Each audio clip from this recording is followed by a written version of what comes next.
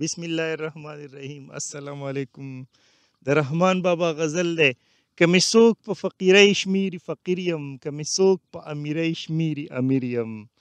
نو فقیر به هغه یي چې دنیا ورسره نه وي، غریب وي، شړۍ والی سري ګریواني، نه ورسره عزتي، نه دولتي، نه شهرتي، او په دنیا کې چې د معتبر کېدو، دنیاوي نظر کې د معتبر کېدو کم اسباب دي هغه ورسره نه وي، بلکې یو فقیر وي.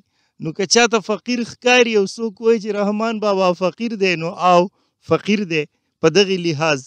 که مې څوک په امیرۍ شمیري امیر یم، خو که څوک حکمت ته، پوهې ته، عشق ته، محبت ته او د انسانیت سره لګاو ته، د انسانیت سره انس ته، د انسانیت خیرخواهۍ ته او د الله پاک او د هغه د رسول محمد صلی الله علیه وسلم محبت ته امیري وایي، نو او څوک وایي چې رحمان بابا امیر دی، نو او امیر دی هغه ورسره شته.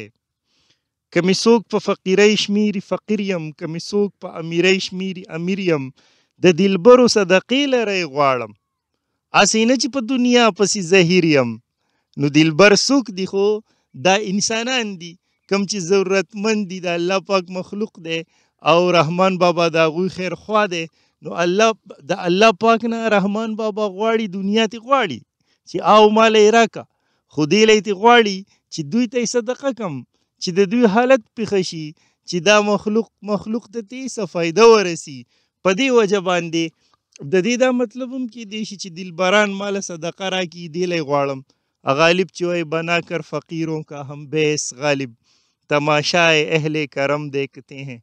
خدا بل مطلب ما ته زیات بهتر ښکاري چې رحمان بابا دنیا ځکه غواړي چې دلبرو ته یعنی انسانانو ته صدقه کی او د هغوی ضرورتونه پې پوره کړي. هم پند اخلم هم پند وایم هر چاته، زه د ځینو یم مرید د ځینو پیر یم. نو پند نصیحت، نو داسې نه چې رحمان بابا ځان ته هوښیار وای او بس هر چاته نصیحتونه کوي، نه، بلکې په کوم ځای کې چې نصیحت اوري د ځان نه پوهه خلک ورته هم معلوم دي، د هغوی نصیحت اوري او حاصله یې او په عمل کې راولي. او کم خلک چې لږ ناپوهه دي هغوی ته رحمان بابا نصیحت کوي، د چا پیر دی او د چا مرید دی، او علم حاصلول او علم خورول د ده مقصد دی. په هجران کې د یار خیال را سره مل دی، په زندان کې د یوسف سره اسیر یم علیه السلام. نو څنګه چې یوسف علیه السلام په زندان کې اسیر و، دغه شان رحمان بابا هم په هجران کې دی، په جدایۍ کې دی. یوسف علیه السلام د خپل رب سره په جدایۍ کې و، د خپل پلار نه جدا و، خو د هغوی خیال، د هغوی یاد ورسره وو، په هغې باندې هغه ته تسکین حاصل و. دغه شان رحمان بابا هم د جدایۍ په حالت کې دی، په دې جسم کې قید شوی دی او په هجران کې دی، د خپل محبوب نه جدا دی، خو د هغه خیال ورسره دی. په دې وجه باندې داسې دی لکه یوسف علیه السلام چې په قید کې و، چې حوصله برابر ده او همت یې په ځای باندې دی. په خندا کې مې جړا ده لکه شمع، له علمه پټ پنهم د ځان په ویر یم. پنهم مطلب پنهان، پټ، د اشکار متضاد دی. نو مطلب دا شو چې شمعې ته که مونږ وګورو د هغې بلېدل داسې لکه خندا، د هغې هغه لو چې هغه ړقېږي او داسې لکه بنده چې خاندي او خوشحاله وي، خو دننه هغه سوځي.